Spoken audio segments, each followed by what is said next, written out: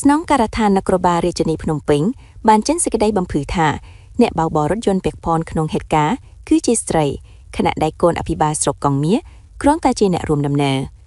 នៅរុស្ស៊ីថ្ងៃទី20ខែមិនិនាឆ្នាំ2021ក្រុមការងារព័ត៌មាននិងប្រតិកម្មរហ័សបានបញ្ជាក់ថា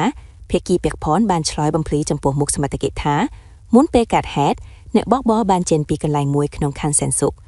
បច្ចុប្បន្នសមត្ថកិច្ចកំពុងបន្តស្រាវជ្រាវតាមនីតិវិធីបច្ចេកទេសដើម្បីបញ្ជាក់អំពីការទទួលខុសត្រូវឲ្យបានច្បាស់លាស់មុននឹងបញ្ជូនសំណុំរឿងទៅតុលាការតាមច្បាប់2ថ្ងៃហើយជនរងគ្រោះនៅមិនទាន់ដឹងខ្លួននៅឡើយក្រោយបុគ្គលម្នាក់បុកប៉ះហើយបោះសម្ដីមិនសមរម្យពាក់ព័ន្ធនឹងតម្លៃជីវិតធ្វើឲ្យមហាជនផ្ទុះកំហឹងយ៉ាងខ្លាំង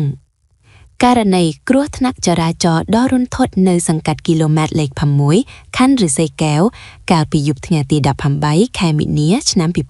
2026កំពុងតែធ្វើឲ្យមហាជនតាមដានដោយក្តីបារម្ភបំផុតខណៈស្ថានភាពជនរងគ្រោះកាន់តែដុនដាបគិតមកត្រឹមថ្ងៃនេះមានរយៈពេល2ថ្ងៃពេញហើយដែលប្អូនប្រុសរងគ្រោះត្រូវបានបញ្ជូនទៅសង្គ្រោះនៅមន្ទីរពេទ្យប៉ុន្តែរូបគេនៅមិនទាន់ដឹងខ្លួននៅឡើយទេគ្រូពេទ្យកំពុងតាមដានយ៉ាងដិតដល់ព្រោះស្ថានភាពគឺរងគ្រោះធ្ងន់ធ្ងរខ្លាំងពេកបុរសបង្កដែលត្រូវបានគេស្គាល់ថាជាមន្ត្រីរាជការផងនោះបានបើករថយន្តបុកប៉ះយុវជនម្នាក់ក្នុងស្ថានភាពស្រវឹងអ្វីដែលហួសចិត្តបំផុតគឺសម្ដីឌឺដងពាក់ព័ន្ធនឹងការបញ្ចប់សង្ខារថាសងតែ$20,000ទេសម្ដីមិនសមរម្យនេះបានធ្វើឲ្យប្រជាពលរដ្ឋនៅកន្លែងកើតហេតុផ្ទុះកំហឹងយ៉ាងខ្លាំងរហូតមានការតបតគ្នាទៅវិញទៅមកបណ្ដាលឲ្យបុរសបង្ករងរបួសស៊ីហូឈាមនិងរងការខូចខាតរថយន្តថែមទៀតសំណេរទឹកភ្នែកគ្រួសារជនរងគ្រោះក្រាបសំពះអង្វរថ្នាក់ដឹកនាំមេត្តាជួយរកយុត្តិធម៌ក្រោយបុគ្គលម្នាក់បើកវ៉បុកប៉ះឲ្យរងគ្រោះធ្ងន់ធ្ងរគុំឲ្យអំណាចបុគ្គលជន់ឈ្លីជីវិតអ្នកក្រីក្រជនរងគ្រោះឈ្មោះថាឧត្តមកំពុងស្ថិតក្នុងបន្ទប់សង្គ្រោះបន្ទាន់ខណៈភាគីបង្កអាងខ្សែស្រឡាញ់អន្តរាគមន៍កំពុងតែមានការផ្ទុះការចាប់អារម្មណ៍និងអាណិតអាសូរយ៉ាងខ្លាំងលើបណ្ដាញសង្គមក្រោយពីសាច់ញាតិជនរងគ្រោះបានបង្ហោះសារសុំកិច្ចអន្តរាគមន៍ផ្ទាល់ពីថ្នាក់ដឹកនាំកំពូលជុំវិញករណីគ្រោះថ្នាក់ចរាចរណ៍ដែលបានកើតឡើងយុវជនឈ្មោះថាឧត្តមកំពុងស្ថិតក្នុងស្ថានភាពសង្គ្រោះបន្ទាន់នៅមន្ទីរពេទ្យដោយសាររបួសបែកក្បាលធ្ងន់ធ្ងរនិងប៉ះពាល់ដល់គ្រូក្នុងជាច្រើនទៀតបន្ទាប់ពីត្រូវរថយន្តបុកប៉ះកាលពីយប់ថ្ងៃទី18មីនាក្រុមគ្រួសារជនរងគ្រោះបានសម្ដែងការភ័យខ្លាចយ៉ាងខ្លាំងព្រោះជនបង្កគឺជាកូនប្រុសរបស់លោកអភិបាលស្រុកមួយរូប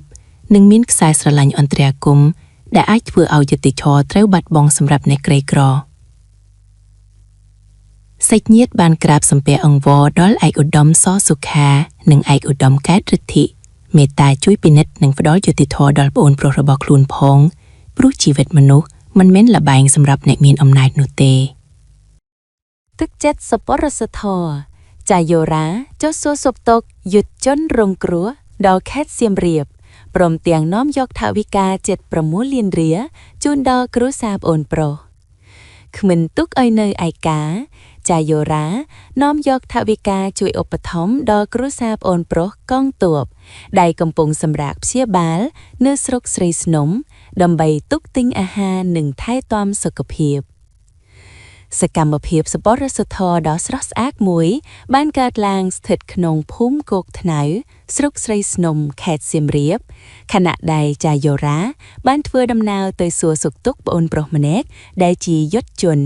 និងកំពុងជួបបញ្ហាសុខភាព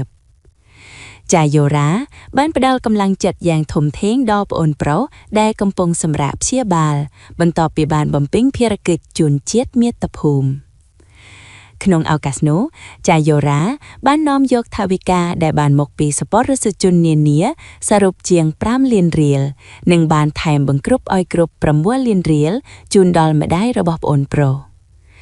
ថវិកាទាំងនេះនឹងត្រូវប្រើប្រាស់សម្រាប់ទិញអាហារូបត្ថម្ភនិងការថែទាំសុខភាពបន្ថែមដើម្បីឲ្យប្អូនប្រុសឆាប់មានកម្លាំងមាំមួនឡើងវិញ។